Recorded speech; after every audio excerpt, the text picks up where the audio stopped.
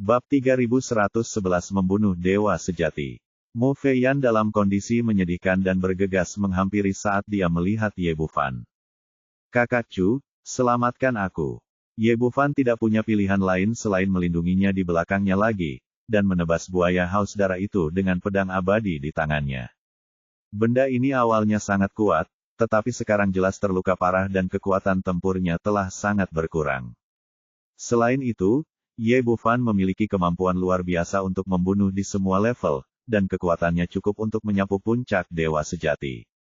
Dengan satu tebasan pedang, kepala buaya besar itu melayang tinggi, lalu sebuah pil bagian dalam berwarna biru air terjatuh ke telapak tangannya. Dia sekarang memiliki pemahaman dasar tentang binatang peri di dunia peri. Meskipun binatang peri tingkat pertama manapun lebih kuat dari binatang peri tingkat ke-10 di dunia bawah, ia tidak dapat berubah menjadi bentuk manusia di sini karena penindasan aturan. Binatang iblis yang naik dari alam bawah pada dasarnya telah membangkitkan kecerdasan spiritualnya, sehingga mereka langsung bertransformasi menjadi pembudidaya iblis, dan umumnya memasuki alam iblis untuk berlatih. Sederhananya, binatang iblis yang naik dari alam bawah tidak hanya dapat berubah menjadi bentuk manusia, tetapi juga dapat mempraktikkan keterampilan alam iblis. Binatang iblis peri lokal jauh lebih rendah dan hanya dapat berubah menjadi bentuk manusia ketika mereka mencapai tingkat ke-10. Sebelumnya, seseorang hanya bisa berlatih sesuai aturan monster dan perlahan-lahan meningkatkan kekuatannya. Ye Bufan membunuh buaya raksasa itu dan berbalik menatap Mo Feiyan. Apa yang terjadi? Bukankah aku sudah bilang padamu untuk tetap di sana dan tidak keluar? Biasanya, jika wanita ini tetap berada dalam batasan tersembunyinya sendiri, dia tidak akan ditemukan oleh monster peri tingkat kedua ini dan tidak akan diburu dengan begitu menyedihkan.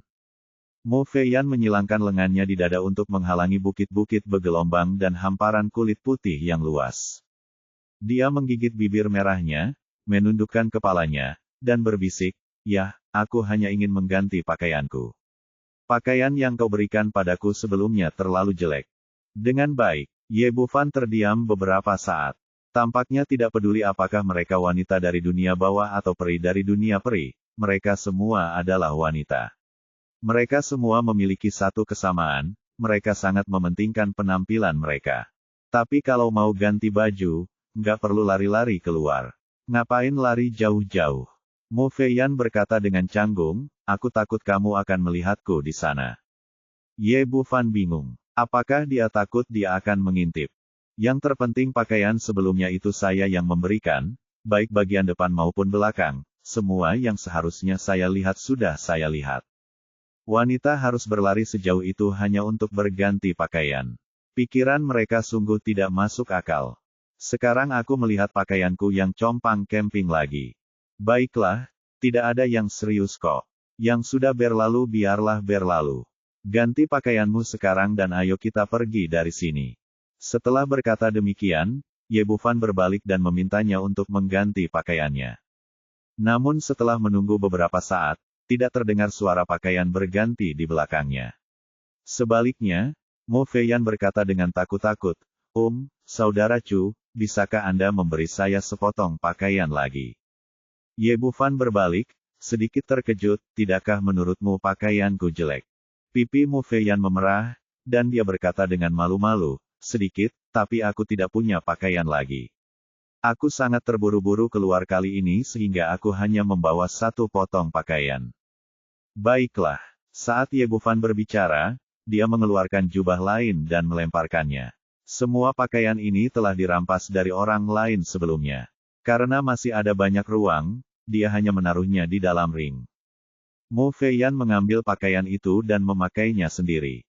Tepat saat mereka hendak pergi, dua sosok datang berlari dari kejauhan. Kedua orang ini sangat cepat, yang satu tinggi dan yang satu pendek, dan tingkat kultivasi mereka telah mencapai tahap awal keabadian sejati, tetapi pakaian yang mereka kenakan sepenuhnya adalah pakaian pelayan.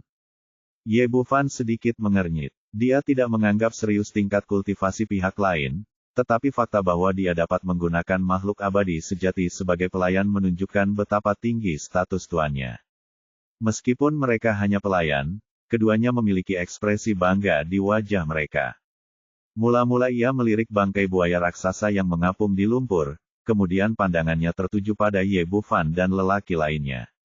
Pria jangkung dan kurus di sebelah kiri memiliki ekspresi muram di wajahnya. Apakah kamu membunuhnya? Ye Bufan mengangguk. Tidak ada gunanya menyangkal hal seperti itu aku. Mu Feiyan segera menjelaskan, binatang buas ini ingin memakanku, jadi saudara Chu membunuhnya. Semua ini tidak penting. Pria jangkung dan kurus itu berkata, itu adalah mangsa yang menjadi incaran tuan muda kita, tetapi kalian berdua membunuhnya. Kalian harus memikul tanggung jawab ini. Ye Bufan akhirnya mengerti. Tidak heran buaya haus darah itu memiliki begitu banyak luka di tubuhnya.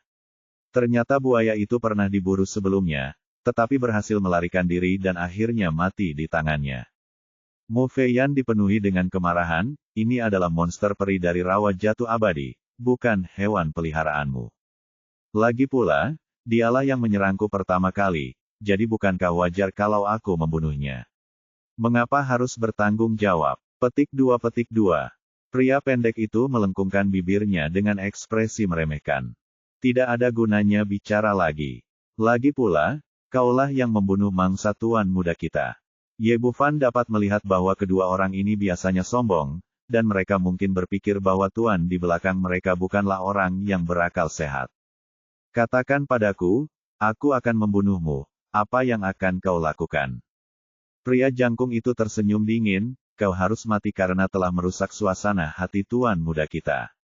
Pria pendek itu menatap Mu Feiyan dengan mata penuh nafsu, kamu gadis yang cantik, jadi pergilah dan jadilah penghangat tempat tidur tuan muda kita sebagai kompensasi. Bah, kamu tidak tahu malu. Mu Feiyan meludah dengan ganas. Ekspresi Ye Bufan juga berubah dingin. Meskipun dia tidak ingin menimbulkan masalah, dia jelas tidak takut. Karena pihak lain tidak mempunyai alasan sama sekali, kita hanya bisa mengandalkan kekuatan kita. Beri Anda kesempatan untuk hidup, cepatlah. Hahaha. Keduanya tertawa sebentar, dan tidak menerima kata-katanya sama sekali. Sedikit virtual abadi berani berbicara dengan paman, jadi biarkan kamu pergi ke jalan terlebih dahulu. Setelah Leantol, dia mengulurkan tangan dan meraih Mu Wufan. Menurut pendapatnya, apakah virtual abadi berada di tahap awal atau puncak, ada semut di depan dirinya sendiri, dan Anda dapat menamparkan sampai mati dengan tamparan. Brother Chu, lari. Meskipun kamu Wufan baru saja membunuh dua monster peri Orde Detik, dalam pandangan Mu Feiyan, ini lebih tergantung pada kekuatan pedang peri. Tapi dia hanya berteriak di tengah jalan dan pingsan di tanah di depannya. Ye Wufan yang menembak, dan kemudian merentangkannya untuk menahannya. Dua orang di depannya terpana, dan dia tidak mengerti apa yang akan dia lakukan. Meskipun yang tinggi terkejut, dia tidak berhenti. Tetapi sebelum dia menyentuh Kamu Wufan, dia tiba-tiba melintas di depannya, dan kemudian kepalanya terbang tinggi. Dengan penanamannya saat ini, bahkan jika dia keluar semua, tidak mungkin untuk memblokir pedang, dan itu sangat bagus. Kepala terbang, dan sinar Yuanshen meluap dari istana pil lumpur. Ini, pria pendek itu berdiri di sampingnya. Terutama di botol monster olahan mit air, ia bisa mengumpulkan dewa-dewa peri, yang semakin mengejutkannya. Pada saat ini, ia menyadari bahwa penanaman orang bertopeng ini jelas jauh lebih kuat dari dirinya sendiri. Sayangnya, Kamu Wufan tidak memberinya kesempatan untuk melarikan diri. Segera setelah botol iblis pemurnian mengambil Yuanshen, ada dua lagi eliksir emas di bagian bawah botol. Bab 3112 7 Kejahatan Song Yanxing. Tidak buruk. Ye Bufan mengangguk puas, dan menerima 2 pil yuan abadi lagi, yang merupakan harta yang dapat membantunya meningkatkan kekuatannya dengan cepat. Setelah berurusan dengan kedua orang ini, dia berbalik dan membangunkan Mu Feiyan. Alasan mengapa aku memukul wanita ini hingga pingsan tadi adalah karena aku tidak ingin mengungkap rahasia botol pemurnian iblis. Sekarang masalahnya sudah sepenuhnya terselesaikan, tentu saja tidak perlu ada hal itu. Kakak Chu, lari. Mu Feiyan membuka matanya dan berteriak keras, tetapi kemudian dia mendapati bahwa ada keheningan di sekelilingnya, hanya Ye Bufan yang berdiri di sampingnya. Chu, kakak Chu, di mana mereka? Ye Bufan mengangkat tangannya dan menunjuk mayat di sebelahnya, di sana. Kau membunuh mereka. Mu Feiyan agak tidak percaya.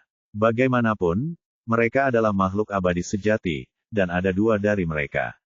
Ye Bufan tersenyum tipis, apakah ada orang lain di sini? Mu Feiyan mengedipkan matanya yang besar, Saudara Chu, apa tingkat kultivasimu? Sedangkan aku berada di puncak alam kekosongan abadi. Ye Bufan mengatakan yang sebenarnya. Kamu berada di puncak keabadian virtual. Bagaimana kamu membunuh dua orang yang benar-benar abadi? Mu Feiyan tersadar kembali saat mengatakan ini, ngomong-ngomong, apakah kamu yang baru saja membuatku pingsan? Ye Bufan berkata, ya, aku telah melumpuhkanmu, membingungkan kedua orang itu, dan kemudian membunuh mereka dengan satu pedang secara tak terduga. Ini, Mu Feiyan benar-benar bingung. Situasinya sangat tidak terduga sehingga dia merasa otaknya tidak cukup untuk sesaat. Sebelum dia bisa sepenuhnya memahami apa yang tengah terjadi, 7 atau 8 sosok datang berlari ke arahnya dari kejauhan. Melihat orang-orang ini, hati Ye Bufan hancur. Tampaknya dia masih ceroboh. Dia seharusnya segera pergi dari sini setelah membunuh kedua orang itu. Namun, orang-orang ini datang terlalu cepat, dan bahkan jika mereka ingin pergi, sudah terlambat. Mereka dikepung dalam sekejap mata. Pemimpinnya adalah seorang pemuda yang tampaknya berusia 20-an atau 30-an. Ia mengenakan jubah yang sangat indah, dengan dagu terangkat tinggi, lubang hidungnya mengarah ke atas, dan wajahnya penuh kesombongan. Orang ini terlihat seperti pria biasa, tetapi tingkat kultivasinya benar-benar berada di puncak keabadian sejati. Ada 5 atau 6 makhluk abadi yang tampak seperti anggota keluarga yang mengikuti di sampingnya. Mereka semua berada pada level makhluk abadi sejati. Yang paling mengejutkan Ye Bufan adalah dua orang tua yang berdiri di belakang pemuda itu. Dia tidak bisa melihat kekuatan lawannya, tetapi mereka memberinya tekanan besar. Hasil akhirnya hanya satu, yakni tingkat kultivasi pihak lain minimal adalah Dewa Emas, bahkan sudah mencapai alam Dewa Mendalam. Dengan kekuatannya saat ini, ia dapat melompati level utama dan membunuh dewa sejati tanpa kesulitan apapun. Namun, ia tidak memiliki peluang menang jika berhadapan dengan Dewa Emas, apalagi Dewa Misterius. Namun, sekarang tidak ada jalan lain. Mereka sudah ada di hadapanku dan aku tidak bisa lari meskipun aku ingin. Aku hanya bisa melangkah selangkah demi selangkah dan bertindak sesuai dengan rencana. Pemuda itu menghampiri Ye Bufan dan pria lainnya, menatap mayat di tanah, ekspresinya tiba-tiba berubah menjadi garang. Siapa yang membunuhnya? Itu aku. Tidak ada cara untuk menghindarinya pada titik ini, dan tidak mungkin untuk menolaknya. Satu-satunya hal yang harus dilakukan adalah menemukan cara lain untuk menyelesaikan dilema tersebut. Ye Bufan mengulurkan tangannya dan melepas topeng di wajahnya. Namaku Chu Xiao, puncak ketiga sekte pedang Liu Guang. Kedua orang ini baru saja menyerangku, tetapi aku membunuh mereka. Apakah ada masalah? Siapa kamu? Tidak mungkin untuk melarikan diri pada saat ini. Kekuatannya tidak cukup untuk bertarung secara langsung. Satu-satunya hal yang dapat ia lakukan adalah menggunakan reputasi sekte pedang Liu Guang untuk menakut-nakuti lawan. Menurut pemahamannya saat ini tentang sekte tersebut, sekte pedang Liu Guang adalah salah satu dari 4 sekte abadi besar di surga Qingwei, dan tidak ada seorang pun yang berani memprovokasinya. Setelah selesai berbicara, ekspresinya tenang, tetapi hatinya berdebar kencang. Dia tidak tahu apakah nama sekte itu akan berguna. Ternyata trik ini manjur. Setelah dia selesai berbicara, ekspresi pemuda itu sedikit berubah, dan kesombongan di wajahnya sedikit memudar. Bagaimana kau membuktikan bahwa kau berasal dari sekte pedang Liu Guang? Sangat sederhana. Ye Bufan memutar pergelangan tangannya dan sebuah token muncul di telapak tangannya. Itu adalah token identitas Chu Xiao, yang telah diambilnya saat merampok cincin penyimpanannya. Pemuda itu menatap token itu cukup lama, memastikan tidak ada cacat, lalu berkata, baiklah, kalau begitu kau boleh pergi. Ye Bufan menghela napas lega, ayo pergi. Setelah mengatakan ini, dia hendak membawa Mu Feiyan pergi, tetapi dihentikan oleh pemuda itu. Ekspresi Ye Bufan menjadi gelap, apa maksudmu? Pemuda itu berkata, sangat mudah. Kamu adalah murid sekte pedang Liu Guang. Aku bisa memberimu muka, tetapi wanita ini harus tetap tinggal. Saat dia bicara, matanya bergerak ke atas dan ke bawah pada tubuh Mu Feiyan, maknanya sudah jelas dengan sendirinya. Sebelum Ye Bufan bisa mengatakan apapun, Mu Feiyan panik saat bertemu pandang dengannya. Kalau wanita sepertiku jatuh ke tangan laki-laki macam itu, akibatnya sudah bisa ditebak dengan jari kakiku. Apa yang akan kau lakukan? Biar ku beritahu, aku dari Sekte Liuli. Ye Bufan hendak berbicara, tetapi ketika dia mendengar Mu Feiyan mengumumkan identitasnya, dia berhenti berbicara. Bagaimanapun, Sekte Liuli dan Sekte Pedang Liu Guang keduanya termasuk di antara 4 sekte utama di surga Qingwei. Jika apa yang dikatakannya benar, dan pihak lain dapat memberi mereka muka, mereka seharusnya tidak mempermalukan wanita ini. Pemuda itu tertawa terbahak-bahak dan berkata, "Gadis kecil, kamu seharusnya menemukan beberapa ide baru ketika berbohong. Dia dari Sekte Pedang Liu Guang, dan Anda dari Sekte Liuli, jadi apa buktinya?" Petik 2. Aku tidak membawa tanda pengenalku, tapi aku memang dari Sekte Liuli. Hahaha, menarik sekali. Kalau aku jadi kamu, aku akan lebih membanggakan diri dan mengatakan bahwa aku berasal dari alam langit atas. Kamu Bufan sedikit mengerutkan kening. Pria muda itu jelas tidak mempercayainya, jadi dia melambaikan tangannya dan berkata, bahwa dia kembali kepada saya. Saya akan membantunya memeriksa tubuhnya untuk melihat apakah itu benar-benar berasal dari Sekte Liuli. Setelah mengatakan itu, dia tertawa lagi, dan tawanya penuh dengan nafsu dan tercela. Para pelayan di belakangnya juga tertawa terbahak-bahak, dan 2 dari mereka melangkah keluar dan meraihnya. Mu Feiyan hanyalah seorang virtual abadi, dia. Kedua keluarga itu tidak tergerak sama sekali, satu kiri dan satu kanan, dan tangan besar mereka langsung meraih lengannya. Hentikan. Dan pada saat ini, sosok tinggi menghalangi jalan bagi keduanya. Ye Bufan yang mengambil tindakan, melindungi Mu Feiyan di belakangnya. Ekspresi pemuda itu menjadi dingin, siapapun yang bermaksud dengan jantan Chu, apa yang kamu lakukan? Kamu Bufan tampak tenang, aku berjanji untuk melindunginya, jadi kamu tidak bisa bergerak. Nak, apakah kamu terlalu melebih-lebihkan identitasmu? Pria muda itu tampak dingin, Anda belum tahu siapa saya. Tuan muda saya adalah Yanxing. Datanglah ke Sekte Qixia. Kakek saya adalah penatua sekte yang hebat. Seven Evil Sect awalnya adalah sekte kelas 2, yang hampir sama dengan Sekte Liu Guang Sword. Sudah menjadi wajah besar untuk membiarkan Anda pergi, tetapi Anda berani mengambil seorang wanita dari saya. Saya akan memberi Anda kesempatan terakhir, keluar dari sini. Petik 2. Dia tidak berbohong. Selain itu, hubungan dengan Sekte Zheng yang rumit. Yanxing adalah cucu dari penatua besar, dan token yang baru saja dikeluarkan Bufan hanyalah seorang murid luar biasa. Karena itu, bahkan para murid Sekte Pedang Liu Guang tidak menganggapnya terlalu serius, dan paling banyak mereka membiarkan pihak lain pergi. Bab 3113, tidak ada kebiasaan meninggalkan wanita.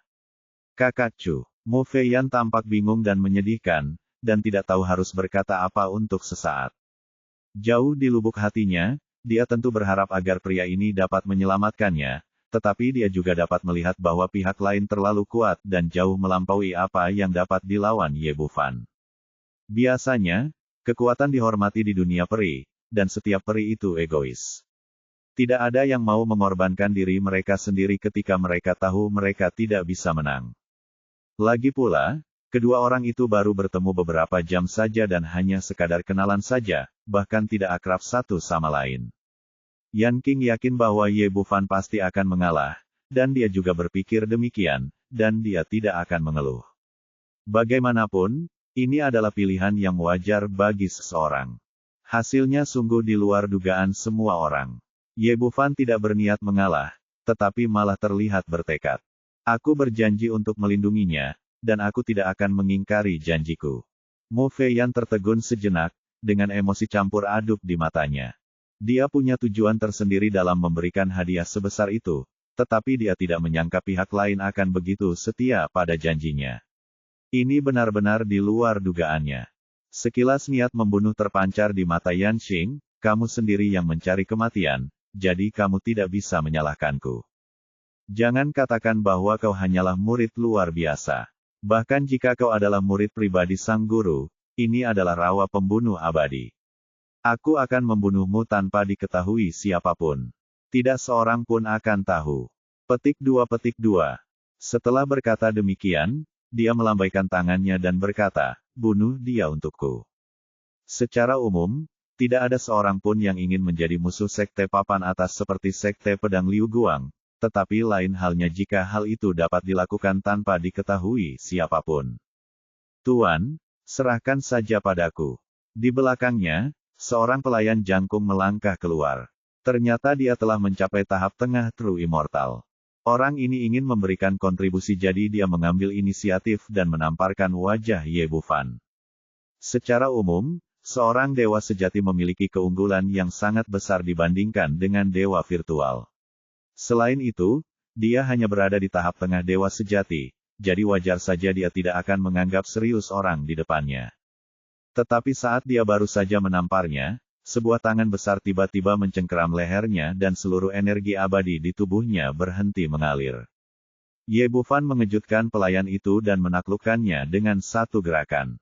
Dia memukul Yan Qing dengan keras, lalu meraih Mu Feiyan dan melarikan diri. Pada titik ini, satu-satunya peluang untuk bertahan hidup adalah melarikan diri. Lagi pula, dua lelaki tua di belakangnya bukanlah orang yang dapat ia lawan sama sekali. Tidak semudah itu untuk meninggalkannya. Meskipun Ye Bufan terkejut, pria besar yang bergegas menghampirinya memberi dia waktu. Namun, itu hanya sedikit. Tepat saat dia berlari sekitar 100 meter, seorang lelaki tua kurus di belakangnya mulai menyerang. Dia hanya menjentikkan jarinya dan embusan angin kencang melesat keluar, seketika melintasi ruang seluas 100 meter tanpa ada tanda-tanda melemah, dan tepat mengenai punggungnya. Ye Bufan sudah bersiap sebelumnya. Dia telah mengerahkan seluruh kemampuannya dan mengerahkan seluruh pertahanannya di belakang punggungnya, tetapi dia masih tidak bisa melawan. Terdengar suara, embusan, darah muncrat keluar, dan sebuah lubang darah setebal ibu jari tiba-tiba muncul di dada kanan. Namun tubuhnya hanya gemetar pelan, tidak ada niat untuk berhenti, dia juga tidak melepaskan Mu Feiyan, dan terus menerjang maju. Dilihat dari gerakannya baru-baru ini, kultivasi orang tua ini telah mencapai tingkat Xuanxian. Lawan seperti ini yang berada di 3 level bukanlah sesuatu yang dapat ia lawan. Jika ia bertahan, ia hanya akan mati. Jika ia lolos, masih ada secercah harapan. Yan Qing melambaikan tangannya dan mendorong pelayan itu ke samping, ekspresinya garang. Wah, kau mencoba mengolok-olokku dan kau masih ingin melarikan diri. Aku ingin kau hidup. Bunuh dia dulu. Ia tidak lagi merasa puas hanya dengan membunuh pihak lain, karena hal itu tidak dapat menghilangkan kemarahan dalam hatinya. Anda harus menangkap orang lainnya, menyiksanya dengan kejam, dan kemudian membiarkan dia mati ketakutan. Jangan khawatir, Tuan. Anda hanya seekor semut. Anda tidak akan pernah bisa lepas dari genggaman saya. Meskipun lelaki tua kurus itu sedikit terkejut, dia tidak menanggapinya terlalu serius. Dia masih bersikap seperti kucing dan tikus dan menunjuk 2 jari lagi. Engah. Meskipun Ye Bufan telah meningkatkan kecepatannya hingga ekstrim, dia masih tidak bisa lolos dari serangan lawan, dan 2 lubang berdarah lagi muncul di kakinya.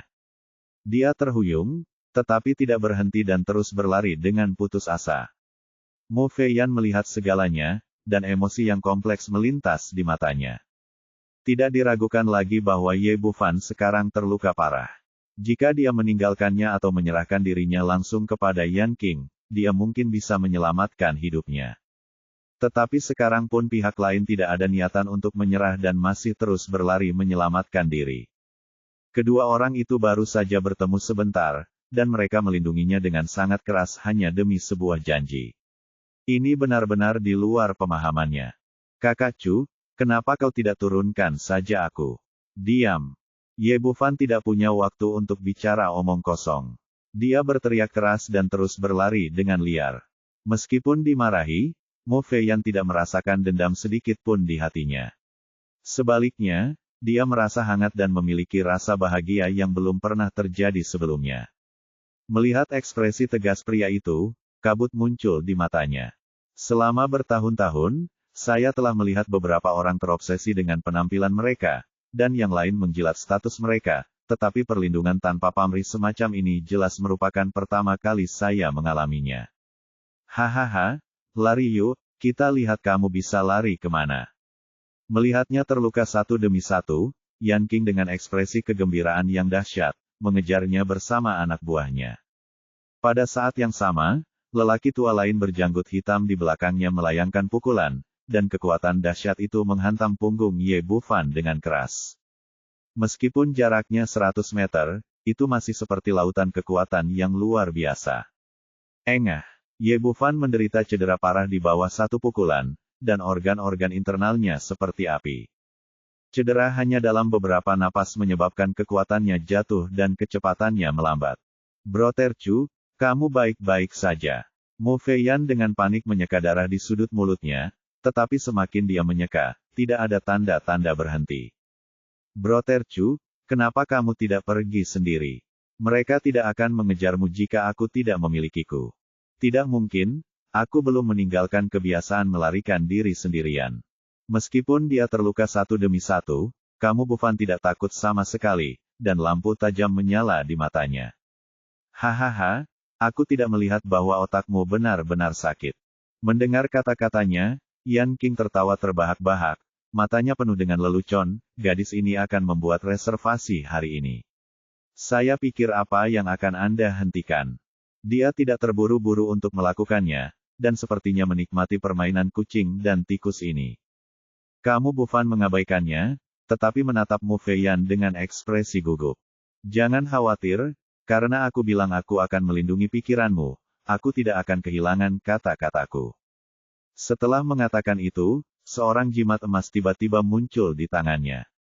Melihat adegan ini, ekspresi Yan Qing, yang sombong sekarang, berubah. Sialan, ini adalah jimat ilahi Baili. Bab 3114 membatalkan kesengsaraan guntur abadi. Kakak Chu. Mo Feiyan juga menyadari apa yang terjadi dan mengulurkan tangan untuk menarik Ye Bufan agar pergi bersamanya, namun dia didorong menjauh. Ketika Xiao Di memberinya jimat Baili Dunkong, dia mengatakan kepadanya dengan jelas bahwa jimat itu hanya bisa digunakan oleh satu orang, dan dia tidak ingin menyia-nyiakan jimat yang sangat berharga ini. Yang terpenting adalah dia punya rencananya sendiri. Karena bajingan-bajingan ini telah memaksanya ke dalam kondisi ini, dia tidak bisa membiarkan mereka lolos begitu saja. Cahaya keemasan menyelimuti sosok Mo Feiyan, lalu menghilang dari tempatnya dalam sekejap. Jimat Baili Dunkong mirip dengan batu Kong Huan di dunia kultivasi sebelumnya, tetapi jarak legendarisnya tidak terlalu jauh, sekitar 100 mil atau lebih. Meskipun jarak ini tidak terlalu jauh, namun berada di luar jangkauan deteksi banyak makhluk abadi dan dapat menyelamatkan nyawa di saat kritis. Sialan, kau benar-benar membiarkan wanitaku pergi. Yan Qing mengeluarkan air liur saat melihat Mo Feiyan, mengira dia miliknya, tetapi dia tidak menyangka bahwa Ye Bufan akan melepaskannya. Orang ini memiliki ekspresi yang ganas di wajahnya, penuh dengan niat membunuh, bunuh dia untukku. Ayo, kita lihat apakah kau bisa membunuhku. Setelah Ye Bufan selesai berbicara, dia mengangkat tangannya dan menelan 3 pil emas ke dalam mulutnya. Ini adalah pil Yuan abadi yang sebelumnya disempurnakan menggunakan esensi spiritual dari 3 dewa sejati. Menelannya akan meningkatkan kultivasi Anda jauh lebih cepat daripada meminum pil biasa. Ia meleleh hampir seketika setelah memasuki mulut, dan dalam sekejap mata, energi abadi dalam tubuh mulai mendidih. Ini juga rencananya. Dia tidak bisa menghadapi orang-orang di depannya dengan kultivasinya sendiri, tetapi jika dia memicu malapetaka surgawi, itu mungkin tidak akan terjadi. Guntur kepunahan yang terbang dari dunia kultivasi ke dunia abadi begitu mengerikan sebelumnya. Sekarang setelah dia dipromosikan dari abadi virtual menjadi abadi sejati, guntur kepunahan pasti 100 kali lebih kuat dari sebelumnya. Alasan mengapa aku mengirim Mo Feiyan pergi dengan segala cara tadi adalah karena aku tidak ingin dia dikubur bersama orang-orang ini. Kalau tidak, dengan adanya wanita itu di dekatku, aku benar-benar tidak bisa bergerak bebas. Beberapa orang di Yanxing tidak mengetahui hal ini. Mereka tidak dapat membayangkan bahwa seseorang dapat mendatangkan malapetaka guntur kapan saja, dan mereka tidak dapat membayangkan betapa mengerikannya malapetaka guntur yang memusnahkan itu. Lelaki tua kurus itu terkekeh dan berkata, "Wah, percuma minum obat. Sekalipun kamu sudah tua, di hadapanku kamu tetaplah seekor semut." Dia mengira Ye Bufan hanya meminum obat penyembuh, tetapi pada saat ini langit tiba-tiba menjadi gelap. Saat ini cuaca cerah, tetapi sekarang gelap gulita seperti mimpi dan Anda tidak dapat melihat tangan Anda di depan. Langit tertutup awan gelap, dan kilat hitam terus bergulung-gulung di awan, bagaikan naga jahat yang dilepaskan dari neraka, siap melahap mangsanya. Apa ini? Melihat pemandangan mengerikan ini, ekspresi Yan Qing dan yang lainnya berubah, termasuk dua Xuanxian, yang wajahnya juga dipenuhi kengerian. Mereka pernah melihat bencana guntur sebelumnya, tetapi ini adalah pertama kalinya mereka melihat bencana guntur yang begitu mengerikan. Beberapa orang bahkan belum pernah mendengarnya sebelumnya. "Jangan panik, Tuan. Itu hanya bencana guntur." Meskipun lelaki tua kurus itu terkejut, ia segera kembali normal. Meskipun kesengsaraan guntur dari makhluk abadi virtual agak aneh, seberapa kuatkah itu? "Asal kau bersedia, aku akan membunuhnya dengan satu pukulan." Petik 2. Setelah mendengar apa yang dikatakannya, orang-orang di sekitarnya menjadi jauh lebih tenang. Berdasarkan pengalaman, semakin tinggi tingkat kultivasi, semakin mengerikan pula kesengsaraan guntur. Kesengsaraan guntur dari makhluk abadi virtual memang tidak sekuat itu. Yan Qing kembali ke sifat kejamnya, "Bunuh dia, aku akan potong-potong dia." Itu mudah sekali. Orang tua kurus itu setuju, lalu sebuah pisau panjang berwarna hitam muncul di tangannya. Secara umum, Anda sebaiknya tidak mendekati seseorang yang sedang mengalami kesengsaraan. Jika tidak, Dao Surgawi akan berpikir bahwa Anda menentang keagungannya dan akan mendatangkan reaksi keras. Akan tetapi, lelaki tua kurus itu begitu berhasrat untuk memberi sumbangan sehingga ia tidak menganggap serius malapetaka guntur itu. Bagaimanapun, dia adalah seorang Xuanxian. Kesengsaraan guntur seorang Suxian beberapa tingkat lebih rendah darinya. Bahkan jika dia disambar beberapa guntur surgawi, itu tidak ada apa-apanya. Dengan kata lain, dia bisa membunuh pemuda di depannya dengan gempuran guntur surgawi. "Pergilah ke neraka, anak kecil." Orang tua kurus itu mengangkat pedang hitam di tangannya sambil berbicara, tetapi pada saat ini, terdengar suara ledakan keras di udara. Dua sambaran petir besar menyambar berturut-turut, satu menyambar Ye Bufan dan satunya lagi menyambar lelaki tua kurus itu. Keagungan surga tidak dapat dilanggar, dan jalan surga mempunyai aturannya sendiri. Jika orang lain campur tangan selama kesusahan guntur, bukan saja kekuatan orang yang sedang mengalami kesusahan itu tidak akan melemah, tetapi orang yang campur tangan itu juga akan mendatangkan guntur yang mengerikan. Karena alasan inilah semua makhluk abadi dan pembudidaya hanya dapat mengandalkan kemampuan mereka sendiri untuk mengatasi kesengsaraan, dan tidak ada orang lain yang dapat membantu sama sekali. Ini adalah situasi saat ini. Tiandao mengira lelaki tua kurus itu ada di sini untuk menantang otoritasnya, jadi dia tanpa basa-basi meledakkan petir, memperlakukannya sama seperti Ye Bufan. Awalnya, menurut gagasan lelaki tua kurus itu, sebagai seorang Xuanxian, dia sama sekali tidak perlu khawatir tentang guntur surgawi tingkat Suxian.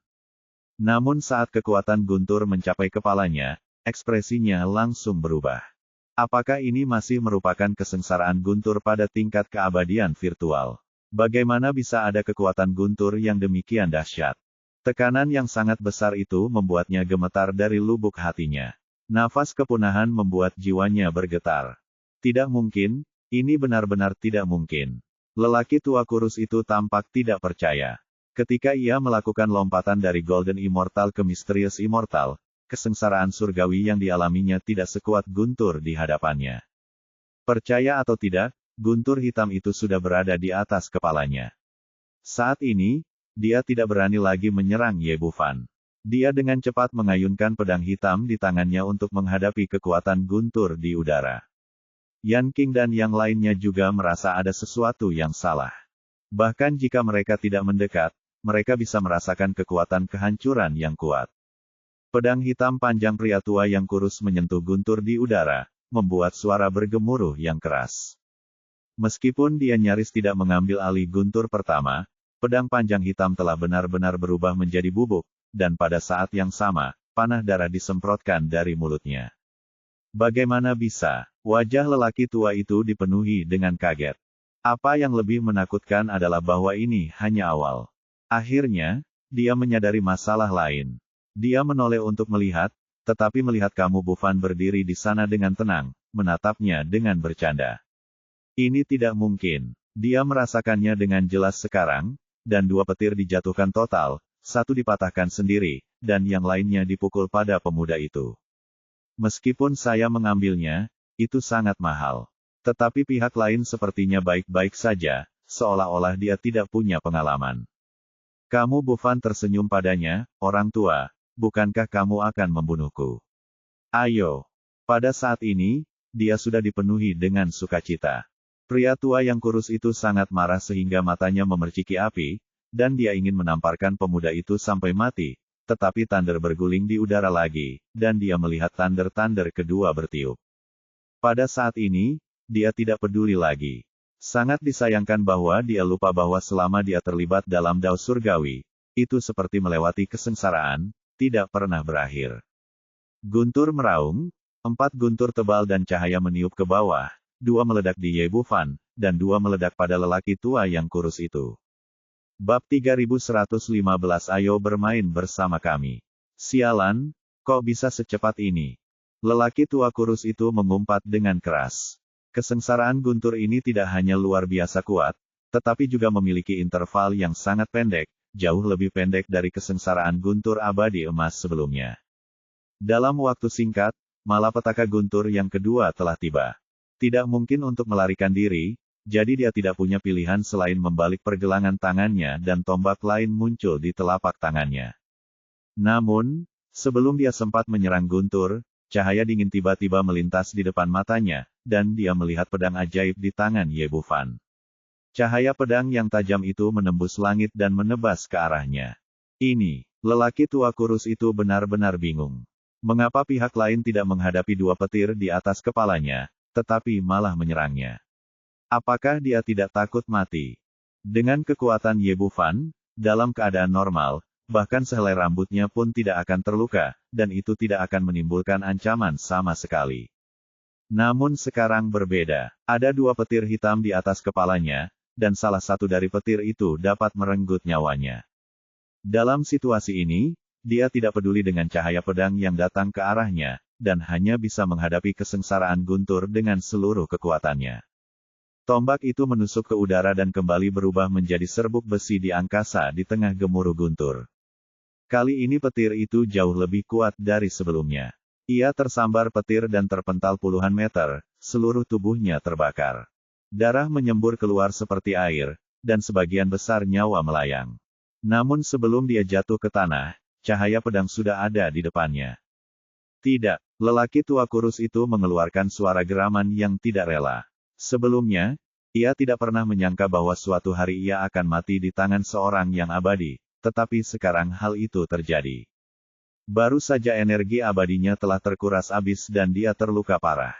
Bahkan saat menghadapi pedang Suxian, dia tidak memiliki kemampuan untuk melawan sama sekali. Pedang itu berkelebat, dan kepalanya melayang tinggi dengan keengganan yang tak berujung. Orang-orang di sekitar benar-benar tercengang. Tahukah Anda, lelaki tua kurus itu adalah orang dengan kultivasi tertinggi di antara mereka. Dia adalah pengawal pribadi yang diberikan kepada Yan King oleh Sekte 7 Kejahatan. Dia adalah orang kuat tingkat Xuanxian, tetapi sekarang dia mati di tangan seorang Suxian. Pada saat yang sama, yang lebih mengejutkan mereka adalah cara Ye Bufan menghadapi kesengsaraan guntur. Orang tua kurus itu tidak punya waktu untuk memperhatikan hal lain, tetapi yang lain melihatnya dengan jelas. Pemuda itu hanya melambaikan lengan bajunya dengan santai, dan 2 guntur hitam yang kuat itu menghilang sepenuhnya. Mereka tidak tahu metode macam apa ini. Ye Bufan dipenuhi dengan kegembiraan. Dia tidak menyangka bahwa dia bisa membunuh seorang Xuanxian dengan mudah. Dia mengulurkan tangan dan mengambil cincin penyimpanan milik lelaki tua kurus itu ke tangannya. Adapun jiwa lawan yang baru saja meluap, sudah terlambat, dan guntur ketiga sudah menyambar. Ledakan. Terdengar suara gemuruh, dan jiwa lelaki tua kurus kering yang baru saja lolos itu pun hancur total, tanpa ada kesempatan untuk bereinkarnasi. Ye Bufan diam-diam merasa sayang jika jiwa sebaik itu terbuang sia-sia seperti ini. Namun, tidak ada cara lain. Bahkan jika labu petir meteorit berguna, dia harus menggunakan kekuatan mentalnya untuk mengendalikannya, dan dia tidak punya waktu untuk mengurus hal lain. Dengan lambaian lengan bajunya, dia menyingkirkan ketiga guntur hitam yang turun. Baru pada saat inilah dia merasakan perbedaan besar antara senjata abadi dan senjata spiritual untuk kultivasi. Sebelumnya, Meteorite Thunder God digunakan untuk menangani bencana guntur kepunahan, namun masing-masing hanya dapat menghilangkan satu guntur. Tetapi sekarang kekuatan guntur hitam telah meningkat, senjata abadinya, Meteorite Thunder God, telah menyerap 6 di antaranya, dan kapasitasnya masih setengah penuh. Ternyata itu adalah artefak curang untuk mengatasi kesengsaraan. Kesengsaraan guntur kepunahan yang dulu membuat orang bergidik, bahkan para dewa pun tidak dapat menahannya, tetapi sekarang dia tidak terluka. Melihat tubuh dan jiwa lelaki tua kurus itu hancur, para makhluk abadi di sekitarnya merasakan hawa dingin di tulang punggung mereka. Terutama para pelayan yang sudah berada di level dewa sejati, semuanya menampakkan ekspresi ketakutan, takut kalau Tuan Muda akan mengirim mereka ke kematian. Apa yang kau takutkan, dasar pengecut? Sebaliknya, Yan King menjadi tenang. Dia sedang mengalami malapetaka guntur. Tidak peduli seberapa parahnya, itu tidak ada hubungannya dengan kita. Selama kita tidak memprovokasi dia, kita tidak akan mendapat masalah. Bahkan jika dia selamat dari kesengsaraan guntur abadi virtual ini, dia paling-paling akan menjadi makhluk abadi sejati tahap awal. Haruskah kita tetap takut padanya? Setelah kata-kata itu diucapkan, yang lainnya langsung menjadi tenang. Memang benar, Ye Bufan baru saja mencapai puncak alam abadi virtual. Meskipun malapetaka guntur itu aneh, bahkan jika dia berhasil bertahan hidup, dia hanya akan berada di tahap awal alam abadi sejati. Bagi mereka, yang harus mereka lakukan adalah menjaga jarak dan tidak saling memprovokasi. Kalian tidak ikut. Kalau begitu aku akan ke sana. Tujuan Ye Bufan adalah menggunakan kekuatan kesengsaraan guntur pemusnahan untuk menghancurkan orang-orang ini sepenuhnya. Jadi bagaimana dia bisa membiarkan mereka hanya duduk di sana dan menonton pertunjukan? Sosoknya melesat dan ia bergegas menuju Yan King dan yang lainnya. Pada saat yang sama, guntur bergemuruh di atas kepalanya, dan 4 guntur hitam mengikutinya dari dekat. Ah! Semua orang yang hadir berseru kaget. Ini adalah pertama kalinya mereka melihat Ye Bufan melewati kesengsaraan dengan cara seperti ini. Secara umum, makhluk abadi harus memberikan segalanya saat mereka melewati kesengsaraan guntur, jadi mampu bertahan dari kesengsaraan guntur sudah merupakan berkat yang luar biasa. Sangat jarang seseorang menyerang orang lain ketika sedang mengalami kesengsaraan seperti yang terjadi sekarang. Yang paling penting adalah bahwa malapetaka guntur ini sangat menakutkan, tetapi orang-orang tampaknya tidak takut sama sekali, yang benar-benar di luar imajinasi mereka. Karena datangnya terlalu cepat dan tiba-tiba, para pelayan tidak punya waktu untuk menghindar dan jatuh di bawah pedang ajaib Ye Bufan. Lelaki tua berjanggut hitam yang tersisa juga berada di alam Suansian, dan dia menghindar ke samping dengan kecepatan yang sangat cepat. Yan King berada di puncak dewa sejati dan jauh lebih cepat daripada yang lain, jadi dia melarikan diri ke samping dengan panik. Kau tidak akan membunuhku. Kau tidak akan menyiksaku. Kenapa kau melarikan diri? Ayo bermain dengan kami.